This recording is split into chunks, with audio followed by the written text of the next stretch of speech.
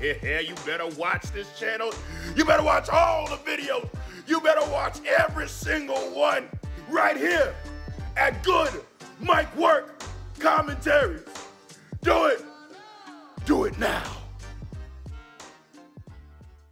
Because I was really surprised how many people took offense to what he said when I don't think it was bad at all.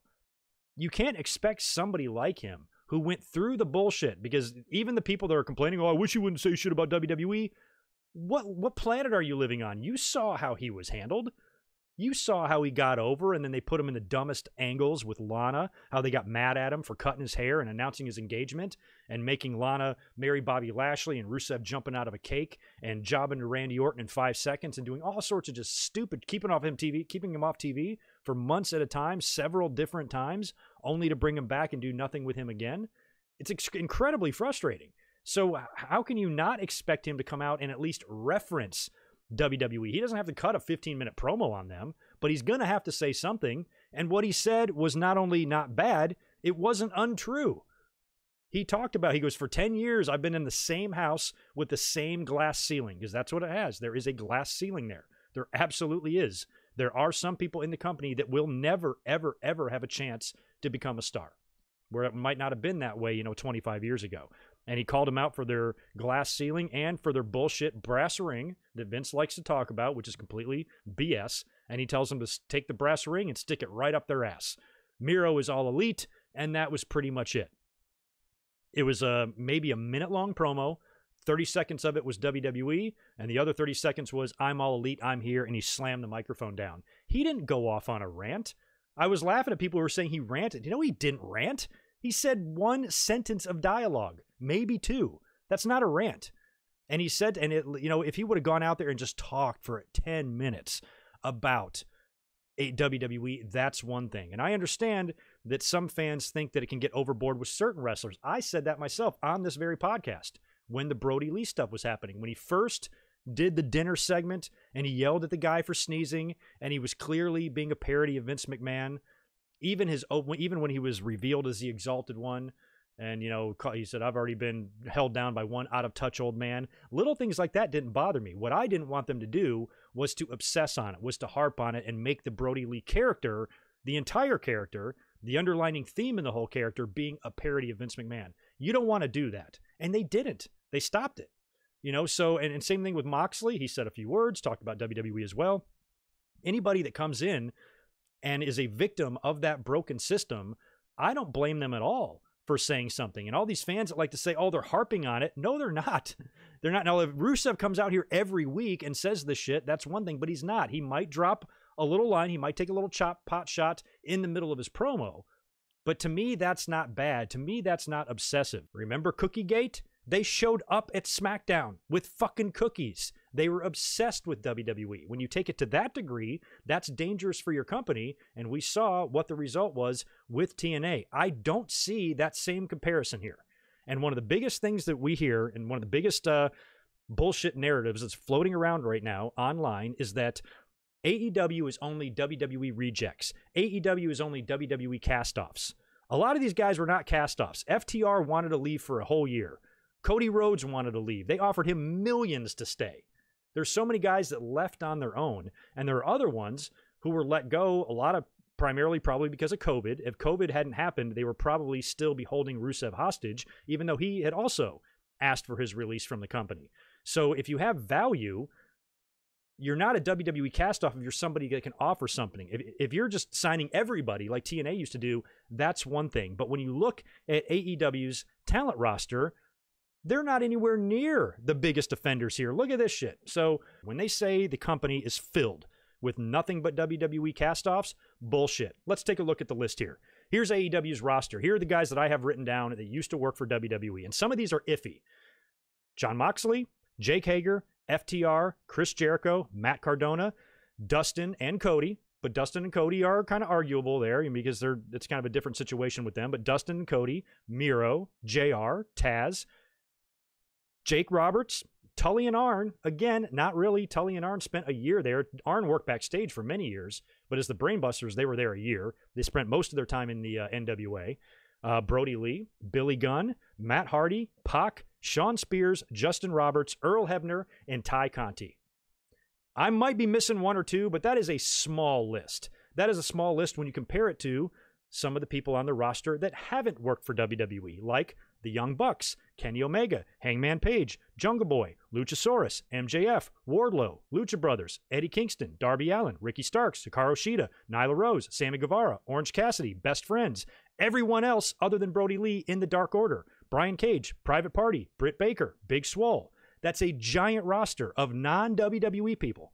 So this idea that it's all rejects is wrong. Just watch Dynamite. You know, yeah, there's a lot of former WWE guys on there, but when you're a company that's brand new and that's yet less than a year old and that needs to build a roster, where are these wrestlers going to come from? They going to fall out of the sky? You going to go to Wrestlers R Us and just load them up in a shopping cart? They got to come from somewhere. You need some people that the fans recognize. You need some people that the fans are used to seeing on TV to help build up your roster. That's why Jericho was there. That's why Moxley came there, to really help add credibility that, oh, we're just not a whole bunch of independent talent that WWE doesn't want. A lot of guys came from WWE. A lot of guys came from New Japan. Some came from Impact. Some came from Ring of Honor. I mean, you can look at WWE right now. Look at their roster. Think about how many former Impact and Ring of Honor talents are in WWE. You know, and a lot of fans will say, okay, yeah, well, the difference is, because first they say it's cast-offs, but then when you kind of debunk that theory, then they move the goalpost and say, okay, well, it's not that it's rejects. It's that I don't understand why they have to come in and cut promos on the WWE. Everybody does that. Everybody does that. And plus, you know, in WWE, you don't see it very much because WWE, they don't have any reason to. They don't usually like to draw attention to other companies because they're already the biggest ones. They don't benefit by having somebody come in from Impact and then talk shit about Impact. That doesn't benefit them at all. All it does is give Impact attention, and WWE's not going to do that. And look back at WCW. You want to talk about a company being full of WWE rejects? Then you want to look at 1995 and 1996 WCW. Hulk Hogan, Randy Savage, Miss Elizabeth, Scott Hall, Kevin Nash, Ray Traylor, Ted DiBiase, Sean Waltman, Jim Duggan, John Tenta, Alundra Blaze, who threw the belt in the trash, Kamala, Beefcake, Jimmy Hart, Bobby Heenan, Mean Gene, Lex Luger, Sherry Martel, Jeff Jarrett, Mr. Perfect, Roddy Piper, Brian Clark, Barry Darsow, Virgil, Ming, Barbarian, Bret Hart, Jim Neidhart, British Bulldog. The list goes on and on. Brian Adams. The list goes on and on. So many guys come in, and a lot of them, when they got there, talk shit about WWE. What did Lex Luger say on the very first ever Nitro? I'm sick and tired of playing with little kids. What did Hogan say when he created the NWO? I made those people rich up there. What did Rick Rude say when he showed up on Nitro when he was on Raw on the same night and he shit all over WWE and Vince McMahon and Shawn Michaels and how they screwed over Brett? This has always been done. Don't forget about Eric Bischoff. All the things that Eric Bischoff did, the constant insults. He challenged Vince McMahon to a match at Slamboree, I think it was. And they actually had the match booked for the pay-per-view, Eric Bischoff versus Vince McMahon. And of course, Vince didn't show up. They had characters like Vincent, who was Virgil, VK Wall Street, who was Mike Rotundo. Dustin came in as Seven. Remember the Seven promo where he shit all over Goldust and the WWE? What about Russo and Ferrara coming in? Russo and Ferrara came in, and Ferrara did that disgusting parody of Jim Ross with the Oklahoma. Kevin Nash dressed up like Vince McMahon. Goldberg called out Stone Cold Steve Austin on The Tonight Show. Everybody seems to look back with fond memories on Nitro. Done any of this to you seem a little bit excessive? Doesn't any of that to you seem a lot worse than AEW? And you can say, yeah, but no, there is no yeah buts. Well, actually, no, there is no well actuallys. I'm right. You know, I know it was 25 years ago and it was a different time, but that doesn't, I had people today comparing, promos. Well, you can't compare Miro to Austin. I'm like, I'm not comparing them. I'm not comparing Stone Cold Steve Austin to Miro and AEW. I'm comparing Miro to WCW Steve Austin. Has anybody ever watched the promos that Steve Austin cut when he got to ECW? Some of them were 30 minutes long, where he sat in Paul Heyman's basement with a microphone and just talked and talked and talked. And 90% of it was about WCW's fucked up practices, the political BS, his problems with Bischoff, his problems with Dusty, and his problems with the entire overall system in WCW. How it really hinders, holds down, and affects the careers negatively of really good wrestlers. Remember Monday Night Quill with the Eric Bischoff wig? He dressed up as Hulk Hogan.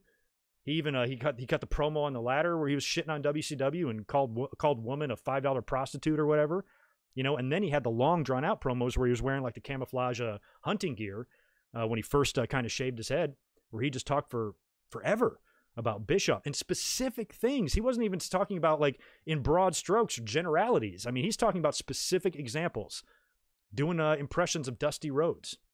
Austin wasn't a big Dusty Rhodes fan. Austin was jerked around by Dusty. And like I said, that Austin in WCW, that 1994, 1995 Steve Austin has a lot in common with Rusev. Both of them never exceeded higher than the United States title. Rusev got himself over with Rusev Day. Austin got himself over with Brian Pillman in the Hollywood Blondes. They weren't a team designed to get over. They got over on their own. But since they weren't supposed to get over on their own, they broke the team up and ended it way sooner than it could have been. And Hollywood Blondes could have gone on to be one of the most decorated tag teams in WCW history. And they fucked him up. Austin then went to singles and started getting jerked around when Hogan and the WWF crew came in. Hogan, Savage, and Duggan and all those guys came in, and everybody in WCW that was there, the Flairs, the Austins, and everybody else, they took a back seat to the influx of WWE talent that came in. And Austin had to do a goddamn job on a pay-per-view to hacksaw Jim Duggan in like seconds, where he lost the U.S. title, right? I don't know how that long that match was, but it was a squash. Just like Rusev had to do to Randy Orton, where he ate an RKO 5 seconds into the match at like SummerSlam and got pinned. You know, they were both victims of a lot of the same stuff. And the politics and the BS and what you're allowed to do and what you're designed to do, if you go off and do something on your own and get yourself over and make a connection with the fans without the permission of the company, they end it. And can't make the argument that everybody was underutilized. Some guys just weren't going to make it in WWE. Rusev is a guy that they dropped the ball on. Big. Same thing with Moxley. You know, he was like, man, I would have stayed here forever, but this company's so fucked up, I had to leave. I didn't even want to leave. They just made me. Like, I can't be here anymore. Can't work under these conditions. It's crazy here. And so some guys are able to escape that. And I don't think that calling out WWE once or twice in a promo is really that bad. And I think if they say anything now, even if you say one little tiny thing that might be considered as a shot to WWE, the fans jump all over them. Oh, I wish they wouldn't harp on it. I'm like, they're not harping on it. They're just saying one little thing, one little dig that's obviously getting at you because it's pissing you off. I understand. I actually don't want to see somebody focus their entire energy of the promos on that either. I don't want to see somebody come out there. I don't want Rusev out there every week cutting a 5-minute promo on WWE. That would be stupid. I agree. But he's not doing that. And he didn't come close to doing that on Wednesday. He mentioned what you would expect him to mention. Bullshit brass ring, glass ceiling, treating me like crap. I'm all elite now. Watch out, motherfuckers. That's all he did. Why is that so bad? He's not dumping belts in the trash can. He's not giving away the results of another show. He's not dressing up and making fun of somebody's facial paralysis. He's just coming out and saying, I hated it there. I'm here now, and I'm happy to be here. WWE, same thing. I said earlier, they don't really have a reason to do this. You don't see them doing it much now, but they did it back in the day. X-Pac returning from WCW the night after WrestleMania 14, shitting on Bischoff, shitting on Hogan. We all love that, right? DX drove a tank to Nitro. We loved that, right? Was anybody saying, man, I wish WWE would stop harping it? No, nobody was saying that. You know, they were just like, wow, this is fucking awesome. Jeff Jarrett came in late 97 after leaving WCW. Cut a promo on Raw, shoot promo on Raw about Bischoff and about Hogan and all those guys. We had Jericho debuting and The Rock making fun of Juventud. You know, you can find all sorts of examples where WWE has done the same thing. And look at their roster. Look at their roster back in the 90s when the Attitude Era started. It was all WCW guys. It was Barry Windham, Dustin Rhodes, Mick Foley, Steve Austin, Vader, Sid, Hunter Helmsley, Jim Ross, Michael Hayes, Jim Cornette. Every promotion has wrestlers or talent from another promotion in it. It's never been any different. WWE became who they were by absorbing and swallowing all of the good talent from the AWA. The biggest name being Hulk Hogan. The Hulkamania was born in AWA and was in Minnesota in 82 and 83. And Vince stole it, along with Bobby Heenan, along with Mean Gene Okerlund, along with Jesse, along with a lot of guys from the AWA. Pat Patterson, Shawn Michaels, Scott Hall, Mr. Perfect. They all came from the AWA. They all got over there, and then Vince took. And when you look at AEW, compared to all those other examples, compared to 2000s TNA, compared to 1983 WWE, compared to 1995 WCW, compared to 1996 WWE, when you compare all those rosters and how much talent from another promotion they have, AEW is the lowest offender of all of them. That's not an opinion. That is 100% easily verifiable fact. All you got to do is be able to read. And trust me, I am the type of fan, and you guys who've been listening to me for years know this because of how I felt about TNA for so long. TNA, if AEW gets to the level that TNA was doing, then trust me, I'm right on this bandwagon with everybody else that says this is too much. They need to stop harping on this. They need to stop obsessing on this. It's too much. If they start doing what TNA is doing or was doing, then I agree, because TNA did take it too far. TNA turned the identity of their company into reacting to what the WWE did. And I've been saying for years on this YouTube channel that that's a big mistake and will end with their demise. And it pretty much did. I mean, they're still around. They're impressing again. Fans are actually kind of into TNA because they have turned a corner, you know, but back when they were big, they're almost like too big for their own britches. They got too excited. Tried to go head to head with on Monday nights, you know, and all that. Why are you doing that? You know, concentrate on your own company and don't worry so much about the other company. AEW, in my mind, based on what I've seen, and I've been watching wrestling for a long time, and I lived through all this shit real time. And when I compare what AEW is doing now to what all these other promotions have done in the past, it is nowhere near the same thing.